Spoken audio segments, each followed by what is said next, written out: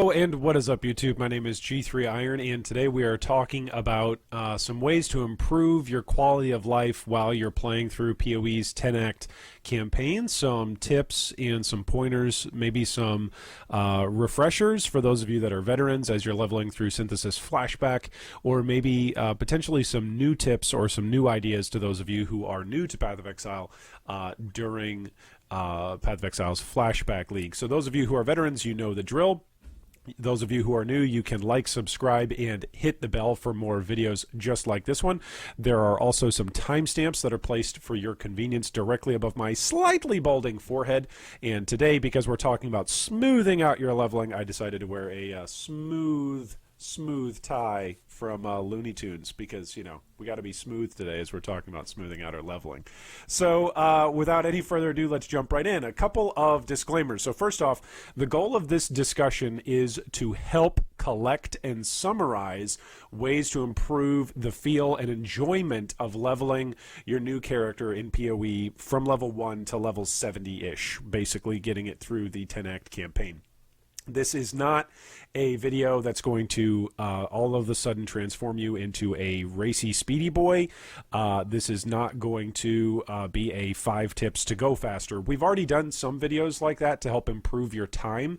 This is more about how to improve your own enjoyment of the 10-act campaign and how to smooth out that experience. So there will be some things that may inadvertently make you faster, but there are also going to be some things that simply help you as you're actually playing the game be invested in the gameplay rather than invested in other side issues. But without any further ado, let's jump into some of these things as I'm already excited and I'm starting to spoil some of the stuff we're going to talk about. So first off, splitting waypoints is a big deal. So if there's any way that you can play where you can split waypoints with group members, with guildmates, or even with public groups as you are leveling. Act 2 is a really good one if you can split waypoints. Act 2, there's often a north and a south route that you can go. You can either go up towards Craitland, towards the crossroads, and towards the broken bridge. Eventually, you'll need to go to a couple of places towards the north, and then eventually somebody needs to go all the way down towards the blocked passage, as well as the riverways, and eventually get to Oak, which eventually leads you to the Vol Ruins. So if you can, if it's at all possible for you and a friend, one of you to go north and one of you to go south, that's great. You can split the waypoints, you can trade the crossroads waypoint and the riverways waypoint, which is fantastic. If you've got multiple builds that you're running in a party, maybe you all don't agree on how you're going to deal with the bandits, that's okay. Splitting the waypoints actually allows you to complete your side of whatever you need to do with the bandits, while it also allows your party mates to complete whatever they need to do with the bandits. So splitting waypoints is a way to smooth out your leveling where you don't feel like, oh, I just ran across, you know, half of an act and now I have to backtrack and run across the other half of the act. You can simply jump from waypoint to waypoint. Act 3 is another good example of this. With the temple and then the Imperial Gardens, you can actually, yes, the waypoint to actually go up to the upper scepter of the gods towards Dominus is of course locked until you kill Piety for the first time to get the key, but you can still have somebody advance and go and rush and grab Imperial Gardens and stand outside that lab trial if you're doing the lab trials, and open up a waypoint, and then you can open up a portal and then swap waypoints with whoever is at the temple. So in other words, one person rushes Piety and another person rushes the Imperial Gardens, and that way when you're both done with that, you have the tower key and you have your Imperial Gardens lab done and you're both ready to go up and ascend Dominus's tower in Act 3. Act 4 is another example of this. If one person goes towards Duresso and another person goes towards Combe, I was just leveling with a good buddy over the course of the weekend, and we were both playing our characters, and it was funny because both of us agreed that we both hate Combe as a leveling boss. He is much more dangerous to us a lot of the time than Duresso. For Flashback League, I'm playing softcore, so I really didn't care about dying and losing a character and having to restart. It's just, again, more about smoothing out leveling and enjoying it, which, of course, dying means you've got to rerun the zone or go back to whatever portal you were at if you die on the way to either of those bosses, to either Duresso or to Combe before you get those waypoints. So if one of you in your party is able to go and grab the Combe waypoint and another of you is able to go grab the Grand Arena waypoint for Duresso, that's great. You can swap then once both of you get to the respective boss of Act 4. Act 8 is the same way. Act 8 is one massive loop. You can actually just choose once you've dealt with the hag. Once you've dealt with her, you can simply choose which way do you want to go. Do you want to go right and you want to go grab some passives and maybe help Tolman and Clarissa, or do you want to go left and deal with Ugil, or I think it's Ugil is the name of the god. I'm probably mispronouncing that, so feel free to correct me if I'm wrong. But you can go deal with the gods off on the left-hand side to get extra passive points. And ultimately, both routes ultimately end, of course, at Lunaris and Solaris, the Act 8 bosses. Nonetheless, if you have, once again, if you've got a party of any kind, whether it's a public party or guildies that you're leveling with, you can choose which way to go and then swap which waypoints you're at. That really, really helps. Again, I'm not necessarily just talking about leveling speed. Yes, it does help with leveling speed, but it's just a quality of life where you don't feel like you have to backtrack or redo something that you've already done, or even visit just a side area or an act, a section of an act that you don't in particular enjoy leveling through. I know for myself, I really don't like going the right way, going along and doing Tolman and getting that passive point. I just don't enjoy that zone. Anything that looks like the port to me is just scary, and I get lost and I get really frustrated with all the dead ends. There are lots of dead ends in Path of Exile. I'm not saying that that's the only zone that dead ends occur in, but for whatever reason, that particular layout I just have bad memories of, and I don't enjoy it. And so for me, smoothing out my leveling is always going left, and then letting a guildmate or letting somebody else give me some waypoints in a public party or in a leveling party, grab me those waypoints to the right, and then I just go back and get those afterwards. So split waypoints. Also, be prepared. So you need to have a checklist for your league start. Some things to think about are, is your path of building loaded and viewable? Do you have it pulled up? Is your loot filter up to date is another great question. So whenever you are starting a league, chances are your loot filter is set to whenever it was that you last played Path of Exile, which means it's probably set to a relatively strict-ish loot filter where you were in maps or where you were towards the end of the campaign. And when you start on a fresh league, things like even wisdom scrolls and portal scrolls and transmutes and alchemy orbs and alterations and orbs of chance, those are all incredibly valuable early on. We're talking day 1, day 2, day 3, and especially if it's your first character, even if it's not the first couple of days of the league, it's just incredibly valuable to help you get started, whether that's chancing gear, whether that's upgrading self-found gear because you don't have currency to trade in the league yet, or whether you're simply playing a solo self-found. So having your loot filter up to date is a huge, huge quality of life buff where you can make the mistake. There have been several people inside the G3 community that have made the mistake when they get to Act 3 and they go, man, yeah, I haven't seen any of that particular currency, or man, yeah, why is it that I haven't seen any of those leveling items? It's like, well, have you checked your loot filter? No? Okay, so you've missed out on 2 acts worth of stuff. Congratulations on making it to Act 3. I don't know how you got to Act 3 without not seeing any of that low-level stuff, but you did it. Also, Path of Building is huge. So I chat about this with new players a lot of the time. The advantages of having Path of Building and having a pre-built guide to follow that is already loaded for you on Path of Building, whether that's on a separate screen or whether that's on sheets that you've printed out, or whether that's simply something that you've written down to follow along the passive tree. I've seen some people actually use notebooks. They come from class because they're daydreaming in class, and so they build out on engineering paper and on mathematic paper, on grid paper. They'll just like draw out their passive tree and what it is that they're going to do. Anything like that is good. Anything that helps you be prepared such that while you're in game and leveling, you don't have to stop and go, oh wait, what was it that I was doing again? And then you have to Alt-Tab. You got to go look at your build guide.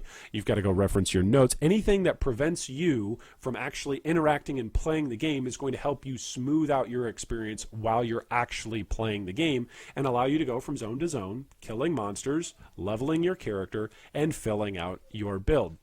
It's very, very key to improving the smoothness of your leveling experience. I feel like for me, oftentimes where I get tilted during gameplay is when I'm being interrupted of my own stupidity. Oftentimes, this isn't a discussion about things that interrupt me in game. This is rather just saying there are some times where I'm going, yeah, where am I supposed to put this passive point? Am I supposed to be going for a jewel socket right now, or are there other defensive nodes that I need? Am I supposed to be prioritizing my offensive nodes right now, my defensive nodes? What is it that I feel like this build really needs. Do I really need a weapon upgrade right now? When is my next big weapon upgrade? Hey, there's a unique that's in my build that's relatively available early on in the league. It's relatively common, it's relatively cheap, and it's got a low level requirement. When is it that I should start using that again? Those are the things that, as you are progressing through an act, will actually slow you down and really hamper your enjoyment of leveling. So make sure that you are always prepared. Next up, choose wisely. So this one is, again, more about preparation. Choose what skill you are going to level with in each act. Now, sometimes this can be a very simple process, or it can be a very difficult process. It can be something where you say, look, I'm just going to level with Lightning Trap, and I get Lightning Trap at level 12 in Act 1. Or I'm going to level with Stormbrand, and I get Stormbrand at level 1 because I'm a witch in Act 1, or not level 1, but Act 1, level 12. Okay, fantastic. If that's what you use, and that's what you're going to use without changing your actual DPS skill, that's great. That's going to improve your actual quality of leveling and the smoothness of your gameplay build, because you're not going to feel like you need to change your gameplay style as you are progressing through each act. It's just going to feel like you are getting progressively more powerful, and all of the quality of life changes that are going on your passive tree and as well as your gear are going to be building towards making that one single skill that you've chosen much, much better. Not all of us choose a particular build that can follow or that can level with a single skill. That's totally fine. Know what skill you're going to use and when you can use it, right?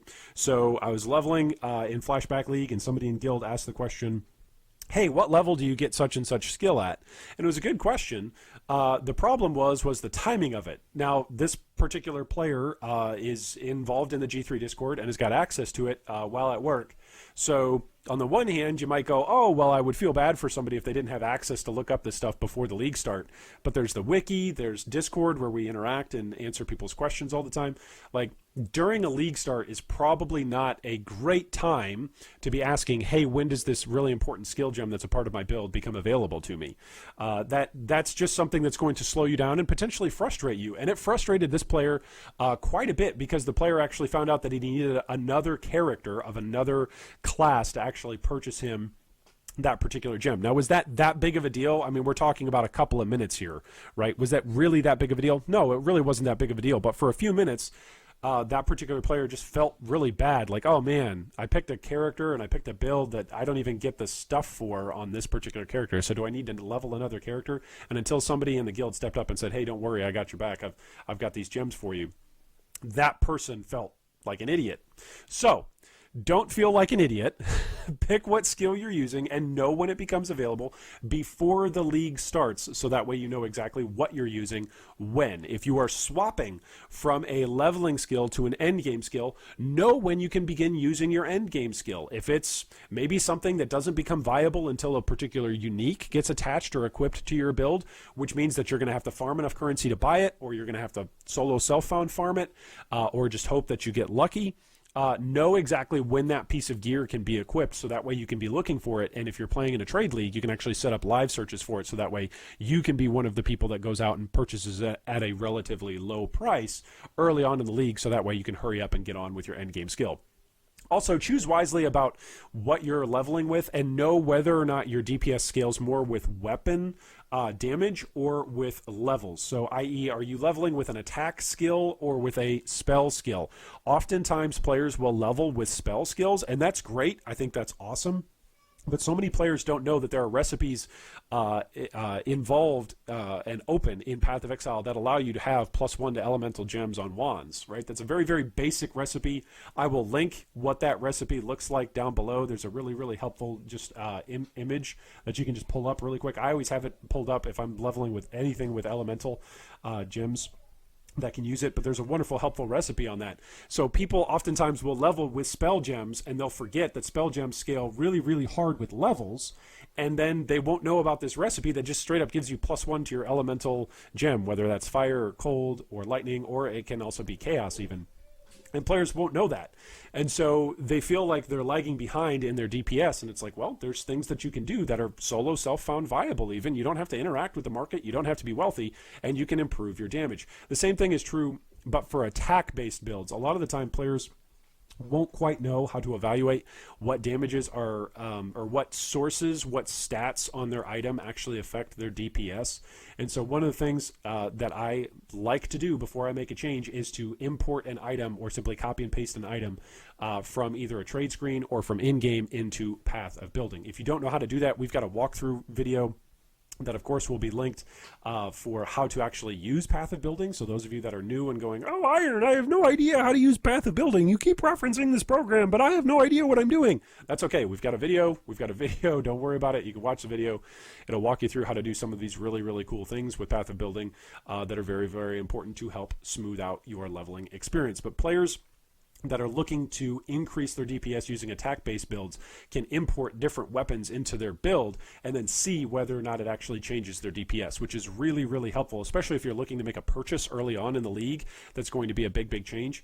Knowing what sorts of DPS is needed to get through each act is something that just comes by playing the game a whole bunch. So those of you that are wondering, yeah, how much DPS do I need to have to get through Act 5? How much DPS do I need to get through Act 6? How much DPS do I need to get through Act 7? Those are good questions to have, but unfortunately, Path of Exile is not a game that really respects those types of questions because there are so many different types of skills and so many different ways that DPS gets handed out. 10,000 DPS for one skill may be a ton, but 10,000 DPS for another skill may actually be really terrible. So there's a lot of different factors that come into play. So I'm not just going to give you a benchmark for DPS, but simply rather to say use Path of Building liberally and use your trade screen even liberally to know and to take a look at, hey, is this weapon an upgrade over this other weapon? Which, if you've got your loot filters set up right, then you should actually be finding a couple of upgrades as you go along and play through the story, which will also help smooth out your leveling experience. Okay, skip the skippable is our next tip. So what is skippable? First off, what's skippable in Path of Exile? A lot of new players don't realize that Path of Exile has a main story quest and then a bunch of optional quests. Some things that are tagged explicitly as optional, but other things that are tagged not necessarily as optional, but they are optional. So for instance, the Lord's Labyrinth and Rushing Labyrinth. Labs and lab trials are completely optional. You could play the entirety of the game without ever ascending. You could. You legitimately could. There have been a couple of guys that I've interacted with throughout my time in Path of Exile where I'll be trading and all of a sudden like a level 98 duelist will show up inside my hideout and I'm like, dude, you haven't ascended? He's like, nah, I don't want to ascend. Like that happens almost every league where there's just somebody that shows up that doesn't want to ascend. And the reality is you can skip lab. So if you are trying to smooth out your leveling process and narrow down your time, this is like the only time specific thing that we're talking about in this particular video. If you're really looking to narrow down your time just to get from level 1 to level 70 rushing Act 10 Kitava, getting rid of lab trials and pushing Labyrinth is actually something to consider. A lot of the time, and there's debate on this, whether or not it's actually more efficient to run all of your lab trials and then to run your labs because, of course, it's a big improvement to the quality of your character and the abilities that they can do. But oftentimes, the argument that I've been most persuaded by, so I'm not telling you this is right, wrong, or indifferent. Again, play the game how you want to play the game. These are just some tips and some suggestions. The argument that I personally have been persuaded by is not that the labyrinth itself takes that long to run, but rather each lab trial oftentimes is off in a different half or a different section of a zone than the rest of the natural progression of the storyline would be in a given particular zone. So the time that you lose as you're trying to cut down time and improve on the quality of just rushing through Act 1 through 10, the quality isn't necessarily that you have to slow down and go kill Azaro. The quality of life improvement is that you don't have to run through all of those trials and go to a whole bunch of different optional sections of the game that you otherwise wouldn't necessarily touch. That's an argument that I've bought into, and it has severely increased my time as well as the smoothness of my builds, believe it or not. My builds in terms of their DPS can still handle things. Hardcore-wise, I don't think it's hardcore viable. I think you ascend whenever you get the chance to ascend in hardcore. But in terms of softcore, at least for me, what I've been playing through for this Flashback League, I've just been skipping all my lab trials, getting my way to Kitava, and then I'll deal with all the labs all in one particular, one single session. I'll just sit down and do all of my lab trials and then do all of the labyrinths as they become available until, of course, Uber Labyrinth becomes available, which will be much later on down the road once I unlock it. Okay, Pantheon gods are also skippable. There have been a couple of times that I'm not going to name any names, but there have been a couple of times where I've been playing hardcore and I've given the advice to guildies to skip certain Pantheon gods that are skippable. They have chosen not to skip them, and they've died to them. Okay, a couple of these guys just to be on the watch for. Ugil is one of them outside of the bathhouse. The other one is Gruthkill, I think is Gruthkill. I can't ever say his name, but the big bear in the den. That's another one to watch out for in Act 7. Both of those gods are very, very scary. Also, the Minotaur guy, I forget what his name is in Act 6, so somebody can go ahead and correct me down in the comments. But the Minotaur in Act 6, as well as the Puppet Mistress in Act 6, those are completely skippable. Yes, they give you passive points. Don't hear what I'm not saying. I'm not saying never go back and do them. But what I'm saying is, as you are leveling and progressing towards Kitava, if you would like to make things smooth, don't fight those bosses right away, because chances are, if you're trying to fight those bosses the moment you can encounter them, your build probably isn't overpowered enough to make it simply a smooth, quick kill. Whereas if you come back and revisit those same guys later on, your build, when you're level 70, is so overpowered and broken compared to the zone that you'll blow up those bosses no problem. And literally the only time that it will take you is just running to each boss. That's going to be the biggest obstacle, is just running to each of those particular gods, which you'll already have the waypoints already set up. So it gets very, very easy at that point. Also, optional quests. I, on my most recent playthrough, have yet to kill the Granddaddy Crab in Act 1. Some of you are looking at me like, really? Why wouldn't you want that really early passive point? I simply don't want to run around and find the cavern. I don't want to find the cavern for finding the Dweller of the Deep early on. I don't want to do it. I would much rather rush my character all the way forward, get a whole bunch of overpowered gear, and then come back and grab a bunch of those passive points that are optional.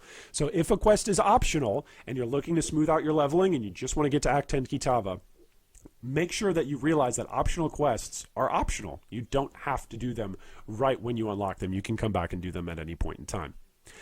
Well, thanks so much for watching. We've got a couple of discussion questions. Thanks so much to all of our Patreon supporters, and a big shout out to everybody for the upcoming league. I'm excited for all of the different suggestions that our Patreon supporters will come up with for the upcoming league and for content and for discussions that we have in the upcoming league. But for this particular video, what tips would you give to other newer players or veteran players to smooth out their leveling experience? Not just to speed them up, but to smooth it out, to make it so that way their character feels more enjoyable to play while they are leveling from Act 1 through 10. Also, our second question today, what builds have you played that have felt smooth while leveling, especially as a league starter? I'm going to give one example of a particularly smooth league starter that felt smooth because we found a face breakers early on. This was a couple years ago, back when I was leveling mostly with Ancestral Warchief and face breakers. And it was great. It was really awesome because we found a face breakers, and it was like, all right, well, my build is set. I'm playing Ancestral Warchief. This is going to be easy, easy to level with from the get-go. It answers all of my questions about what skill am I going to be using? Is this going to be my end game skill? Do I need to change anything? Nope. Do I have a unique that I need to equip early on? Yep, we found it. Here we go. Easy to slot in, easy to play. That was an exceptional league starter, and it was very smooth to play. A counterpoint to that was a recent hardcore occultist that I tried to level that was going to be a cold dot-based occultist. It was going to basically follow Vortex, the Vortex builds that were really, really fun to play and overpowered during Betrayal League, and I wanted to play one, and I didn't try one out during Betrayal League because they were ridiculously expensive. They're a lot cheaper during Synthesis League. So I tried to level one for hardcore, and I kept dying. My witches kept dying in hardcore in Act 3. And it was not smooth whatsoever. I had to figure out different skills to level with. I had to figure out what sort of defensive layers I was going to have. There were a lot of changes that I was making to my tree as I was going, and then there were going to be changes to the tree that I was going to need to make. So that particular build was not smooth for me. That could be because I was following a poor guide. It could simply be a piloting error that I was just terrible in Act 3, but that particular build for me was relatively slow and was not smooth at all. Anyway, I look forward to reading all of your comments and getting involved in the discussion down below. Thanks so much once again for watching, and as always, I hope that today is the day a Mirror of Galandra drops for you in Synthesis Flashback League. Nice patrons, yes, good patrons. They're so kind and supportive. I can't believe you watched that thing. That was a good job. You did it. You got through the whole video. Yay!